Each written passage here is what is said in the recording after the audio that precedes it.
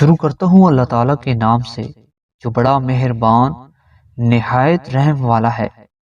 حضرت ابو امامہ رضی اللہ تعالیٰ عنہ سے روایت ہے کہ نبی اکرم صلی اللہ علیہ وآلہ وسلم نے فرمایا، میرے دوستوں میں میرے نزدیک سب سے زیادہ رشک کرنے کے لائق وہ مومن ہے جو مال اور اولاد سے ہلکا پھلکا ہو، نماز میں جسے راحت ملتی ہو، اپنے رب کی عبادت اچھے ڈھنگ سے کرنے والا ہو اور خلوت میں بھی اس کا مطیع و فرمانبردار رہا ہو، لوگوں کے درمیان ایسی گمنامی کی زندگی گزار رہا ہو کہ انگلیوں سے اس کی طرف اشارہ نہیں کیا جاتا اور اس کا رزق بے قدر کفاف ہو، پھر بھی اس پر صابر رہے۔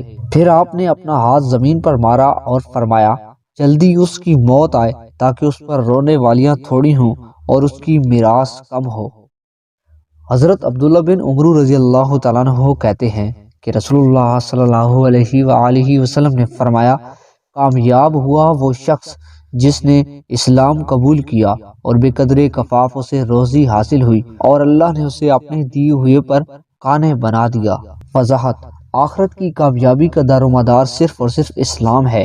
اگر بدقسمتی سے کسی کا دامن دولت اسلام سے خالی رہا تو دنیا بھر کے خزانے اسے اخروی کامیابی سے ہمکنار نہیں کر سکتے۔ اسی طرح بے قدر ضرورت اور برابر سرابر والی زندگی میں جو امن و سکون میسر ہے، اس زیادہ سے زیادہ دولت کمانے کی خواہش رکھنے والے انسان کو کبھی حاصل نہیں ہو سکتی۔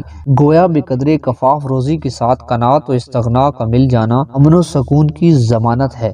حضرت فضالہ بن عبید رضی اللہ تعالیٰ عنہ کہتے ہیں کہ انہوں نے رسول اللہ صلی اللہ علیہ وآلہ وسلم کو فرماتے ہوئے سنا، مبارکبادی ہو اس شخص کو جسے اسلام کی ہدایت ملی اور اسے بے قدر کفاف روزی ملی، پھر وہ اسی پر قانع و مطمئن رہا۔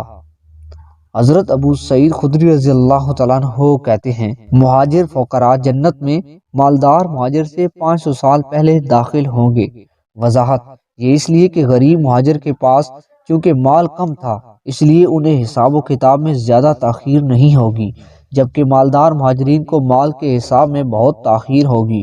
اس سے غریب کی فضیلت معلوم ہوئی۔ آخرت کا آدھا دن دنیا کے 500 سال کے برابر ہوگا۔ اس لحاظ سے جس حدیث میں آدھے دن کا ذکر ہے اس سے آخرت کا آدھا دن مراد ہے۔